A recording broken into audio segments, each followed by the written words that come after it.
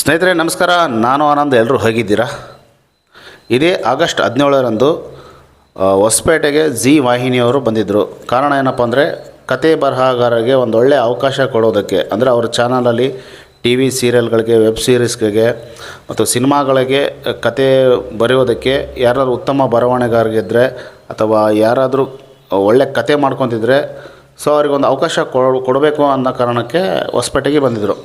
So ನಾನು ಇದು social ಮೀಡ್ಯಾದಲ್ಲಿ ನೋಡಿದ್ದೆ.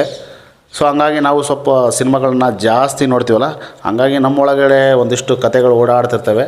ಸೊ ಅವುಗಳನ್ನು ಅವ್ರಿಗೆ ತಿಳಿಸೋಣ, ಏನಾದರೂ ಒಂದು ಒಳ್ಳೆಯ ಅವಕಾಶ ಸಿಗ್ಬೋದೇನೋ ಅಂತ ಒಂದು ಆಸೆ ಇಟ್ಕೊಂಡು ನಾನು ಹೊಸಪೇಟೆಗೆ ಹೋದಂಥ ಸಂದರ್ಭದಲ್ಲಿ ಏನೆಲ್ಲ ಆಯಿತು ಅನ್ನೋ ಒಂದು ಅನುಭವನ ಈ ಒಂದು ವಿಡಿಯೋದಲ್ಲಿ ಹಂಚ್ಕೊಳ್ಳೋಕ್ಕೆ ನಾನಿವತ್ತು ಈ ಒಂದು ವೀಡಿಯೋನ ಮಾಡ್ತಾಯಿದ್ದೀನಿ. ಸೊ ಈ ಒಂದು ವಿಡಿಯೋ ತುಂಬ ಇಂಟ್ರೆಸ್ಟಿಂಗ್ ಆಗಿದೆ. ಸೊ ಎಂಡ್ವರೆಗೆ ನೋಡಿ.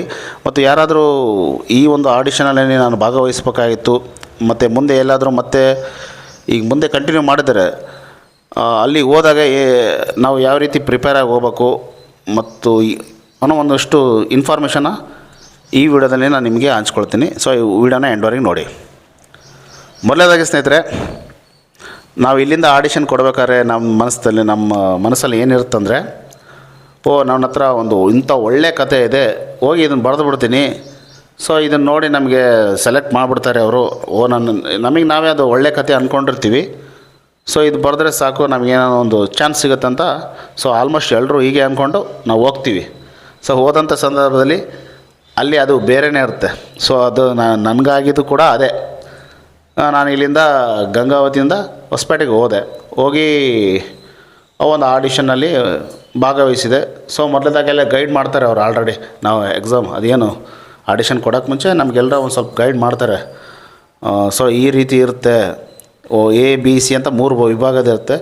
ಅಂದರೆ ಎ ವಿಭಾಗದಲ್ಲಿ ನಿಮ್ಗೆ ಯಾವ ಸಿನಿಮಾ ಇಷ್ಟ, ಯಾವ ಸಿನಿಮಾದ ದೃಶ್ಯ ಇಷ್ಟ, ಯಾವ ಹೀರೋ ಇಷ್ಟ, ಯಾವ ಕತೆ ಇಷ್ಟ, ಸೊ ಯಾವ ಕ್ಯಾರೆಕ್ಟರ್ ಇಷ್ಟ, ನಿಮ್ಗೆ ಯಾವ ಕ್ಯಾರೆಕ್ಟರ್ ಪದೇ ಪದೇ ಕಾಡ್ತಾ ಇರ್ತಾ ಅನ್ನೋದನ್ನು ಸ್ವಲ್ಪ ಎ ಅನ್ನೋವಂಥ ಏನು ವಿಭಾಗ ಇರ್ತೋ ಅದರೊಳಗೆಲ್ಲ ಇರುತ್ತೆ.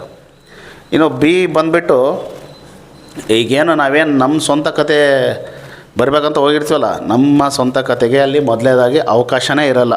ಸೊ ಅವರು ಒಂದು ಸೀನ್ ಕೊಡ್ತಾರೆ, ಒಂದು ದೃಶ್ಯ.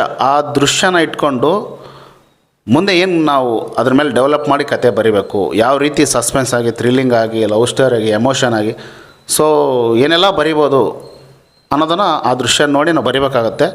ಅಂದರೆ ಇದೊಂದು ಕ್ಯಾಟಗರಿ ಇರುತ್ತೆ, ಒಂದು 6-7 ಕ್ಯಾಟಗರಿ ಇರುತ್ತೆ. ಲವ್ ಸ್ಟೋರಿ ಇರುತ್ತೆ, ಹಾರರ್ ಇರುತ್ತೆ, ಪೌರಾಣಿಕ ಇರುತ್ತೆ, ಸಸ್ಪೆನ್ಸ್ ಥ್ರಿಲ್ಲಿಂಗ್ ಮೂವಿ ಇರುತ್ತೆ, ರೊಮ್ಯಾಂಟಿಕ್ ಸಿನಿಮಾ ಇರುತ್ತೆ. ಸೊ ಒಂದು 7-8 ವಿಭಾಗದಲ್ಲಿ ಒಂದು 7-8 ಕ್ಯಾಟಗರಿಯಲ್ಲಿ ಸೊ ಸನ್ನಿವೇಶಗಳನ್ನು ಕೊಟ್ಟಿರ್ತಾರೆ. ನಾವು ಅದನ್ನು ನೋಡಿ ಚೂಸ್ ಮಾಡಿ ಬರಿಬೇಕು. ಇದು ಬಿನಲ್ಲಿ ತಲೆಗೆ ನೆನ್ಪಿಟ್ಕೋರಿ, ಇದೇ ಮೇನು. ಸೊ ಅಲ್ಲೇ ಹೋದಾಗ ನಾನು ನೋಡಿ ಏನಪ್ಪ, ಏನೋ ಒಂದು ಒಳ್ಳೆ ಲವ್ ಸ್ಟೋರಿ ಇಟ್ಕೊಂಡು ಬಂದಿದ್ದೆ, ಇದೇನು ಹಿಂಗೆ ಆಗ್ಬಿಡ್ತಲ್ಲೋ, ಏನು ಮಾಡೋಕ್ಕೂ ಗೊತ್ತಾಗಲಿಲ್ಲ. ಸೊ ಆದರೂ ನಾನು ಅದರಲ್ಲಿ ಒಂದು ಆಯ್ಕೆ ಮಾಡಿ ಬರೆದೆ ಕತೆ.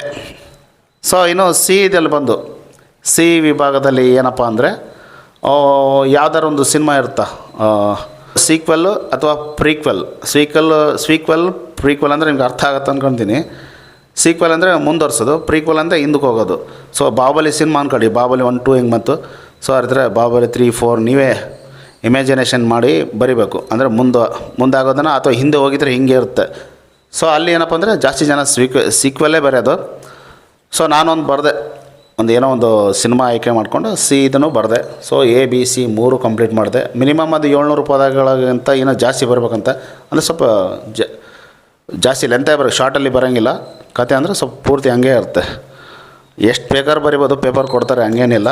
ಎಲ್ಲ ಒಳ್ಳೆ ಜಿ ವಾಹಿನಿಯವರು ತುಂಬ ಚೆನ್ನಾಗಿ ವ್ಯವಸ್ಥೆ ಮಾಡಿದರು. ಹೋದಾಗ ಅದು ಸ್ಕೂಲ್ ಇತ್ತು, ಅಂದರೆ ಒಳ್ಳೆ ರೂಮ್ಸ್ ಇತ್ತು, ಎಲ್ಲ ಕತೆ ಬರೆಯೋಕ್ಕೆ ಏನೇನು ಅನುಕೂಲ ಮಾಡೋಕ್ಕೋ ಎಲ್ಲ ಅನುಕೂಲ ಮಾಡಿ ಚೆನ್ನಾಗಿ ಮಾಡಿಕೊಟ್ರು. ಸುಮಾರು ಒಂದು 150ರಿಂದ ಒಂದು 200 ಜನ ಭಾಗವಹಿಸಿದ್ರು ಅವತ್ತು ನಾನು ಹೋದಾಗ. ನನ್ನ ರೋಲ್ ನಂಬರ್ ಬಂದುಬಿಟ್ಟು 104 ಇತ್ತು. ನಾನೊಂದು ಬರೆದೆ 11:30 ಹಿಡಿದು ಮೋಸ್ಟ್ಲಿ 1 ಗಂಟೆ ಅನ್ಕೊತೀನಿ, 1.5 ತಾಸು ಬರೆದೆ. ಅವತ್ತು ಇನ್ನೊಂದು ಆಶ್ಚರ್ಯ ಏನಪ್ಪ ಅಂದರೆ, ನಮ್ಮ ಗಂಗಾವತಿಯಿಂದ 3 ಜನ ಬಂದಿದ್ದರು.